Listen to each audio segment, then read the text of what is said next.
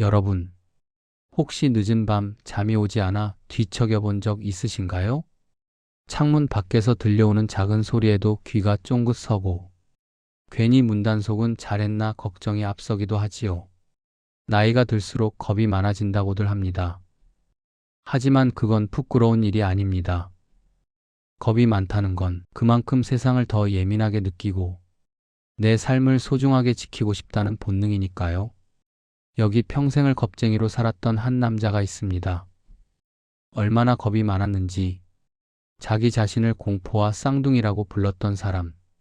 하지만 놀랍게도 그는 그 공포 덕분에 인류 역사상 가장 위대한 지혜를 발견했습니다.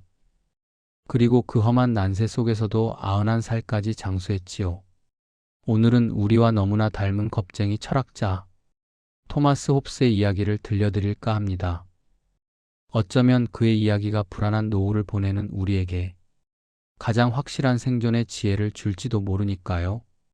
이야기는 1588년 영국의 어느 폭풍 후 치는 밤에서 시작됩니다.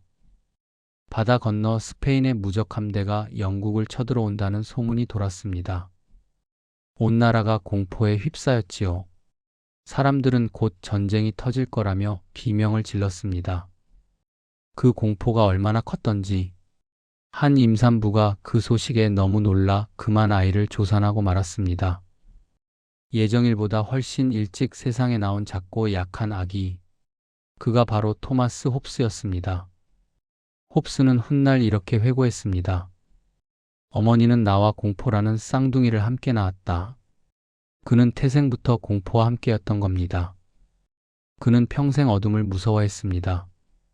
밤에는 절대 불을 끄지 않았고 도둑이 들까봐 문단속을 수십 번 확인했지요. 어찌 보면 참 나약해 보이지요?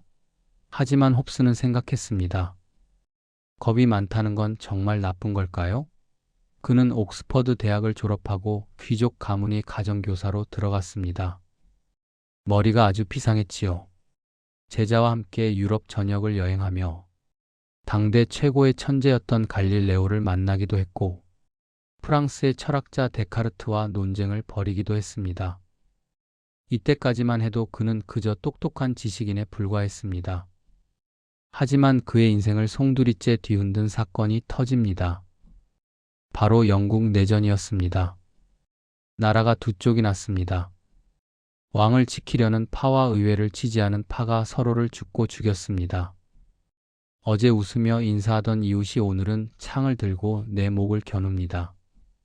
종교가 다르다는 이유로, 지지하는 세력이 다르다는 이유로 사람들은 짐승보다 더 잔인하게 변해갔습니다. 홉스는 이 끔찍한 광경을 목격하며 충격에 빠졌습니다. 인간이란 도대체 무엇인가? 신이 만든 고귀한 존재라던 인간이 왜 저토록 잔인해질 수 있는가? 그는 짐을 싸서 프랑스로 망명을 떠납니다. 살기 위해서였지요. 역시 겁쟁이다운 선택이었을까요? 하지만 그 도피 생활 속에서 그는 더 큰 충격을 마주합니다. 1649년 1월 30일, 영국의 국왕 찰스 1세가 단두대 위에 섰습니다.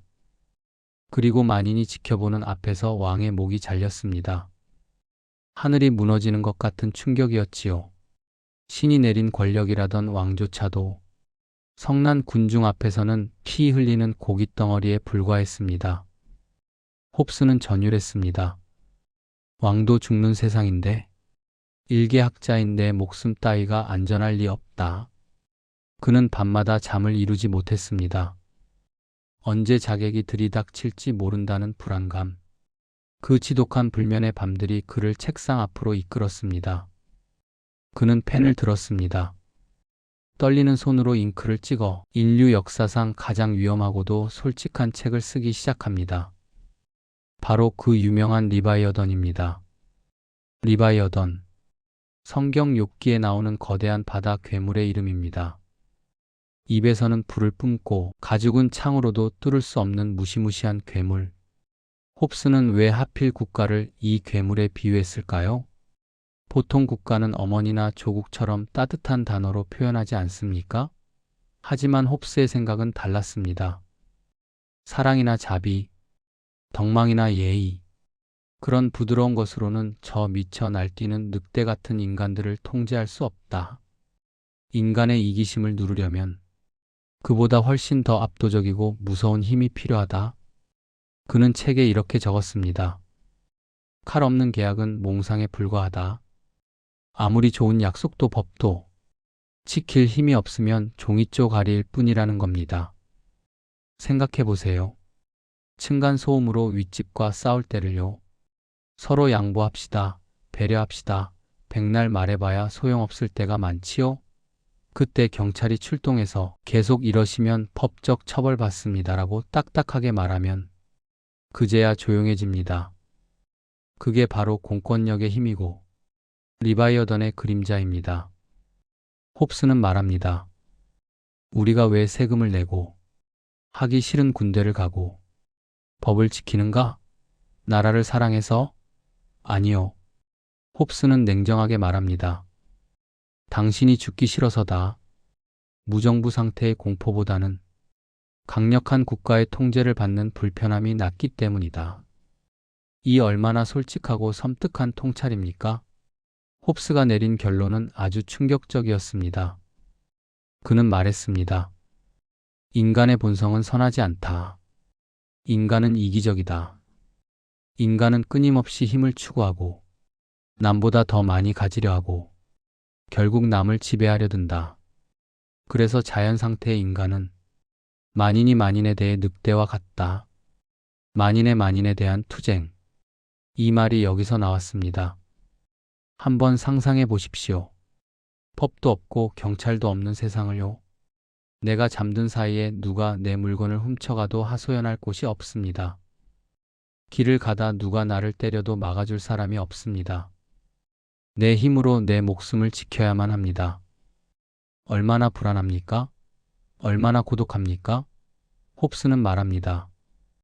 이런 자연 상태에서 인간의 삶은 고독하고 가난하고 더럽고 잔인하고 그리고 짧다. 50대, 60대를 넘긴 우리네 인생을 돌아보면 이 말이 가슴 서늘하게 다가오지 않나요? 돈 앞에서는 형제도 없다는 말, 이익 앞에서는 친구도 등을 돌린다는 말, 우리는 살면서 뼈저리게 겪어보지 않았습니까? 홉스는 400년 전에 이미 인간의 이 밑바닥을 꿰뚫어 본 것입니다. 홉스는 인간의 모든 행동의 원인을 딱 두 가지로 봤습니다. 욕망, 그리고 혐오. 내가 좋아서 다가가려는 마음인 욕망과 싫어서 피하려는 마음인 혐오. 이 두 가지가 우리 인생을 조종한다는 겁니다. 사랑? 그것도 욕망의 일종일 뿐입니다. 선행? 그것도 남에게 칭찬받고 싶은 욕망, 혹은 나중에 복받고 싶은 욕망일 뿐입니다. 너무 삭막한가요? 하지만 홉스의 명언 중 가장 재미있는 것이 있습니다. 바로 웃음에 대한 분석입니다. 여러분은 언제 웃으시나요? 재미있는 코미디 프로를 볼 때? 손주가 재롱을 피울 때? 홉스는 인간이 웃는 이유를 이렇게 정의했습니다. 갑작스러운 영광. 무슨 말이냐고요? 우리는 남의 불행이나 실수를 보면서 아, 나는 저러지 않아서 다행이다라는 우월감을 느낄 때 웃는다는 겁니다. 길 가던 사람이 바나나 껍질을 밟고 꽈당 넘어집니다. 우리는 어머 어떻게 하면서도 입가에 웃음이 번집니다. 왜일까요? 내가 넘어지지 않았다는 안도감, 그리고 저 사람보다 내가 낫다는 무의식적인 우월감 때문이라는 겁니다. 개그 프로그램에서 못생긴 분장, 바보 같은 행동을 보며 웃는 것도 마찬가지입니다. 홉스는 인간이란 존재가 뼛속까지 자기중심적이라고 봤습니다. 그는 친구에게 적선을 하면서도 이렇게 말했다고 합니다. 내가 이 거린에게 돈을 주는 건 저 불쌍한 사람을 위해서가 아니네. 저 사람을 보며 느끼는 내 마음의 고통을 덜기 위해서지. 결국 선행조차도 나 편하자고 하는 행동이라는 것이지요. 어떻게 보면 참 삐딱한 시선입니다. 하지만 나이 들어 인간관계에 치이고 배신당해 본 분들은 아실 겁니다. 홉스의 이 냉소적인 말이 구구절절 옳은 말이라는 것을요. 그래서 홉스는 말합니다. 기대하지 마라. 남에게 도덕적인 완벽함을 기대하지 마라. 자식에게 무조건적인 효도를 기대하지 마라. 친구에게 영원한 의리를 기대하지 마라. 인간은 원래 자기 이익을 쫓아 움직이는 기계와 같다. 그것이 죄가 아니라 그저 자연스러운 섭니다. 물이 아래로 흐르는 것이 당연하듯 인간이 자기 이익을 챙기는 건 당연하다. 그러니 배신당했다고 슬퍼할 필요도 없고 서운해할 필요도 없다. 그저 저 사람은 지금 자기의 생존 본능에 충실하구나. 그렇게 인정해버리면 그만이다. 어떠신가요? 인간을 악하게 보는 것 같지만 오히려 이렇게 생각하니 마음이 편안해지지 않으십니까? 상처받을 일이 줄어들지 않으십니까? 홉스의 철학은 어쩌면 상처투성이인 우리 마음을 보호하기 위한 가장 튼튼한 방패일지도 모릅니다. 그렇다면 홉스는 평생 방구석에서 인간을 혐오하며 살았을까요? 천만의 말씀입니다. 그는 누구보다 삶을 사랑했고 무려 91세까지 장수했습니다. 당시 평균 수명이 40세도 안 되던 시절의 말입니다. 그의 장수 비결은 무엇이었을까요? 첫 번째는 테니스였습니다. 그는 70이 넘은 나이에도 코트에 나가 테니스 라켓을 휘둘렀습니다. 땀을 뻘뻘 흘리며 공을 쫓아다녔지요. 두 번째 비결은 더 특이합니다. 바로 노래 부르기였습니다. 그는 폐를 튼튼하게 해야 오래 산다고 믿었습니다. 그래서 밤마다 방문을 걸어 잠그고 고래고래 노래를 불렀다고 합니다. 가사가 있는 노래도 불렀지만 가사 없이 소리만 지르는 발성 연습도 많이 했답니다. 하인들이 밖에서 듣고 주인님이 드디어 미치셨나 보다 하고 수군거릴 정도였지요. 술도 즐겼고 담배도 피웠습니다. 하지만 그는 철저한 원칙이 있었습니다. 과식하지 않는다. 그리고 저녁 식사 후에는 격렬하게 운동하지 않고 머리를 식힌다. 컵쟁이 홉스는 건강에 대해서도 겁이 많았습니다. 병에 걸려 죽는 것이 두려웠기에 누구보다 열심히 몸을 관리했던 겁니다. 이 또한 공포가 그에게 준 선물이겠지요. 하지만 그의 노년이 테니스와 노래처럼 즐겁기만 했을까요? 그가 쓴 책 리바이어던이 세상에 나오자 그야말로 난리가 났습니다. 영국 국교회는 홉스를 무신론자라고 낙인 찍었습니다. 왕당파는 왕당파대로, 의회파는 의회파대로 그를 공격했습니다. 인간을 짐승 취급했다. 신성한 왕권을 계약 따위로 설명하려 든다. 심지어 1666년 런던 대화제가 일어났을 때 사람들은 이게 다 홉스 같은 무신론자들 때문에 신이 노한 거라고 수군댔습니다. 의회에서는 리바이어던을 금서로 지정하고 불태우려 했지요. 늙은 홉스는 또다시 공포에 떨어야 했습니다. 이단으로 몰려 화형당할 수도 있는 상황. 그는 자신이 쓴 글들을 불태우며 숨죽여 지내야 했습니다. 하지만 홉스는 굴복하지 않았습니다. 겉으로는 조용히 있었지만 속으로는 칼을 갈고 있었지요. 그는 80이 넘은 나이에도 펜을 놓지 않았습니다.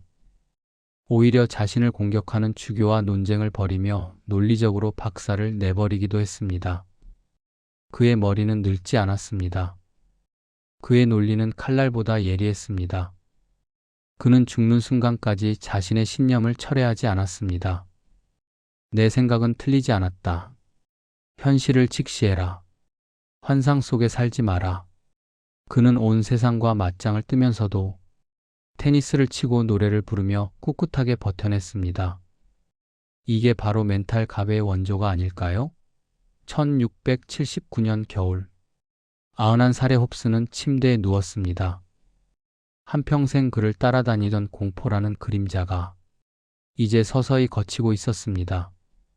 그는 마지막으로 이런 말을 남겼다고 전해집니다. 나는 이제 어둠 속으로 거대한 도약을 하려 한다. 그는 죽음을 도약이라고 표현했습니다.